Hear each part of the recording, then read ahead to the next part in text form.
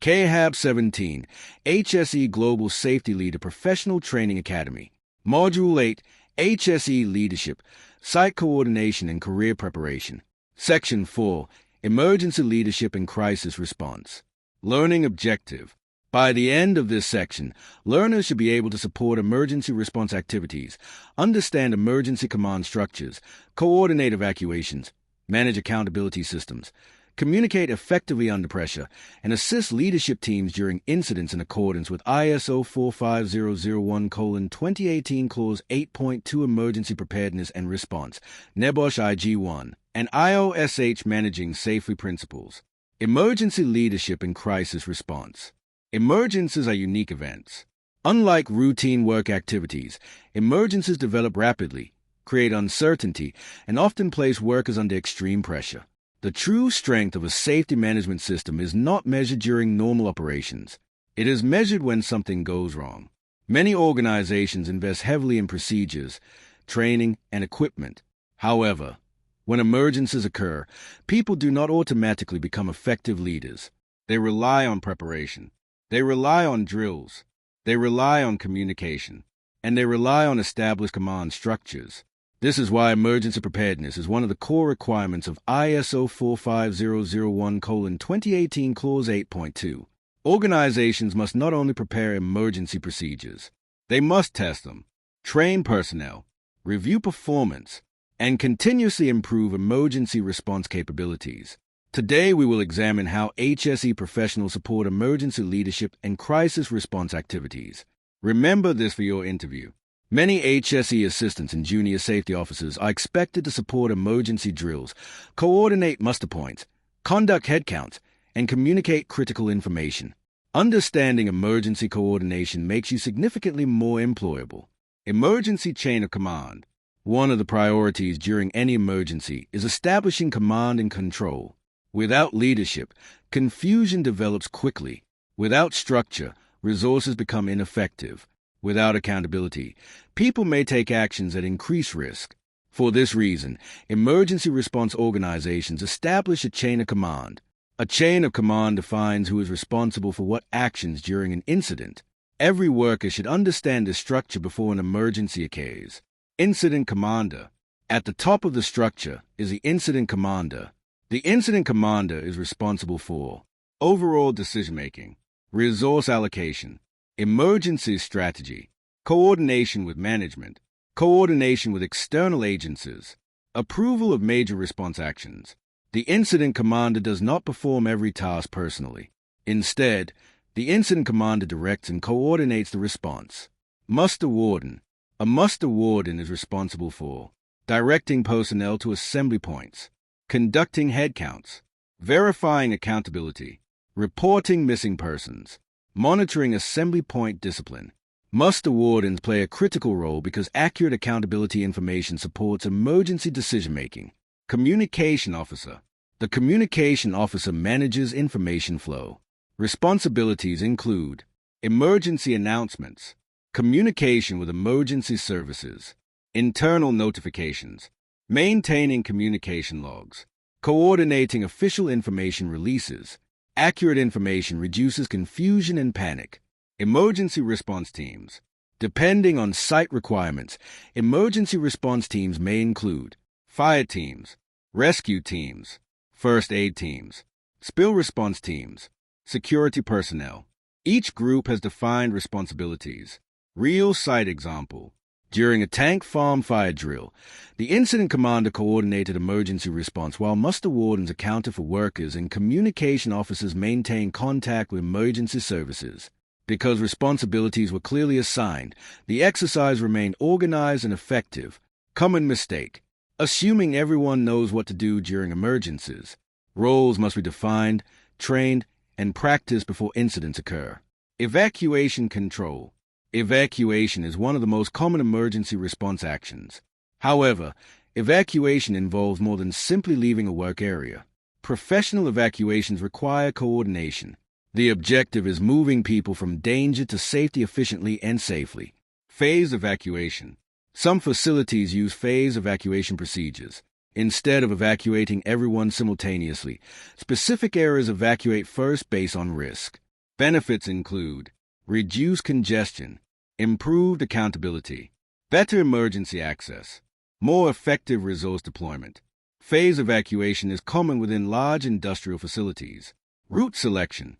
Evacuation routes should avoid fire zones, chemical release areas, structural hazards, traffic routes, electrical hazards.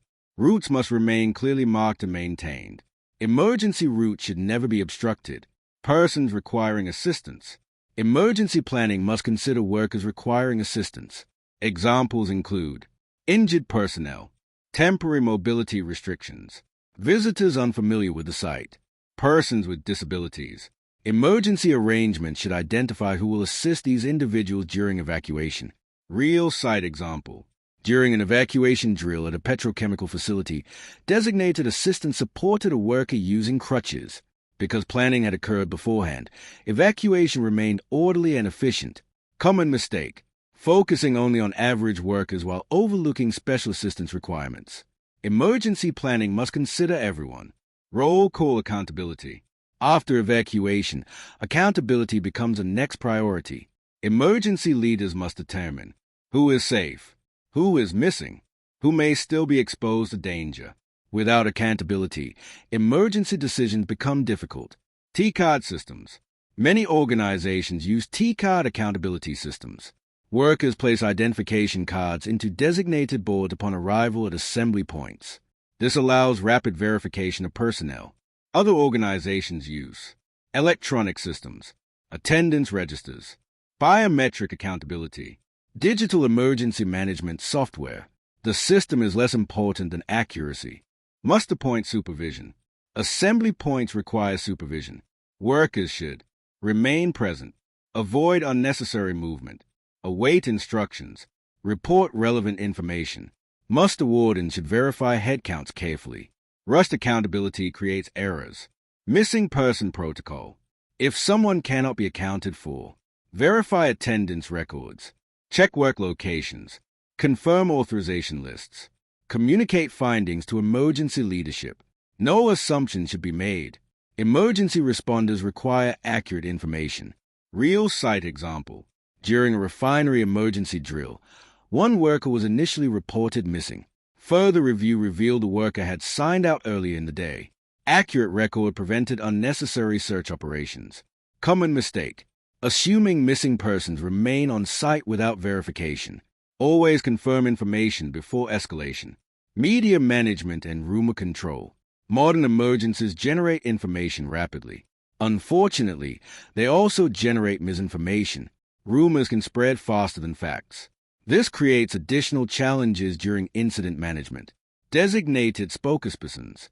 Professional organizations designate authorized spokespersons. Only approved personnel should communicate with media representatives, government agencies, external stakeholders, community representatives. This ensures information remains accurate and consistent. Fact versus speculation. During emergencies, many people attempt to explain what happened before investigations occur. This is dangerous. Professional HSE personnel should communicate only verified information. Facts support decisions. Speculation creates confusion. Internal communication. Workers also require accurate information. Clear updates help reduce anxiety.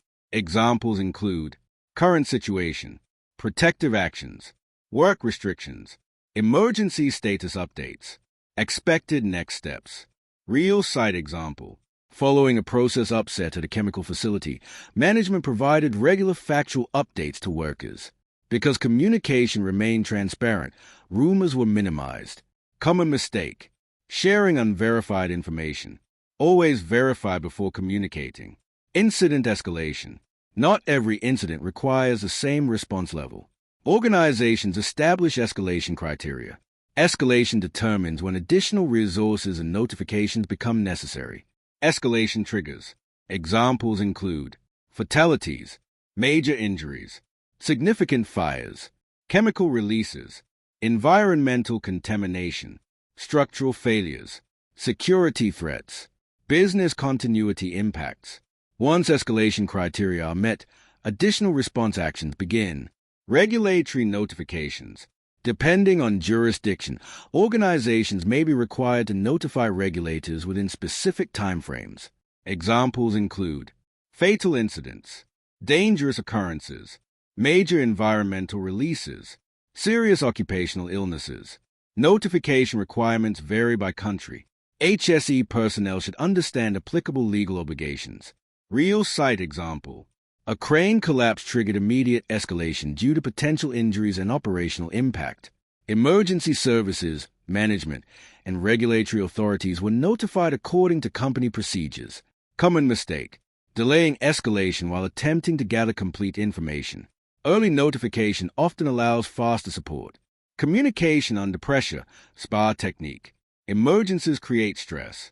Stress affects communication. People may speak too quickly, forget information, misunderstand instructions, or become emotionally overwhelmed. This is why structured communication methods are valuable. One widely used technique is SBAR. SBAR stands for Situation, Background, Assessment, Recommendation.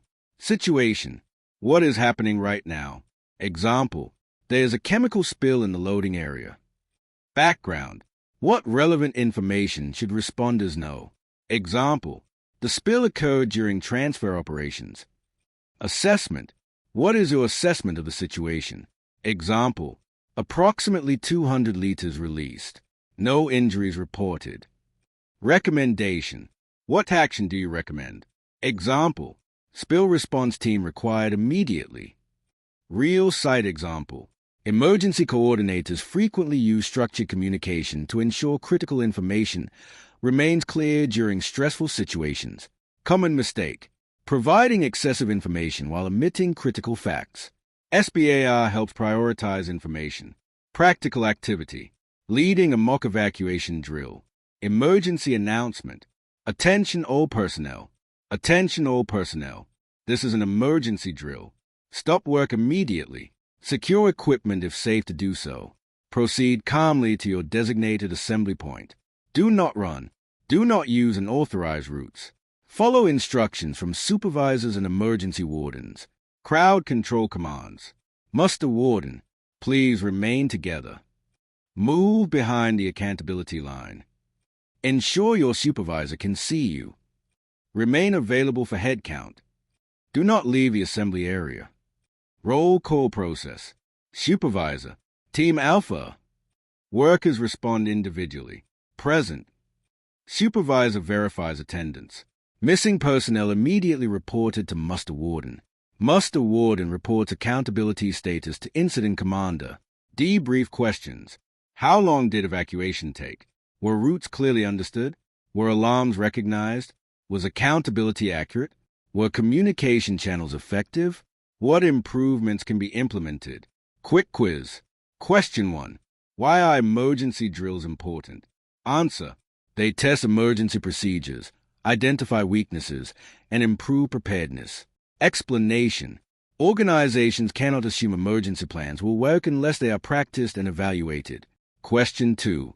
What factors commonly contribute to panic during emergencies? Answer: confusion, poor communication, uncertainty, and lack of training. Explanation: clear leadership and structured communication reduce panic significantly. Question 3. What does SBAR stand for? Answer: situation, background, assessment, recommendation.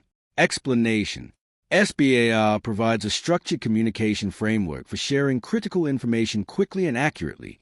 Deliver this section with energy and realism. Encourage learners to visualize actual emergency situations. Use examples from fires, chemical releases, confined space incidents, and evacuation drills. Emphasize repeatedly that emergency performance depends on preparation completed before the incident occurs. A calm, prepared workforce responds more effectively than an untrained workforce. End of section 4.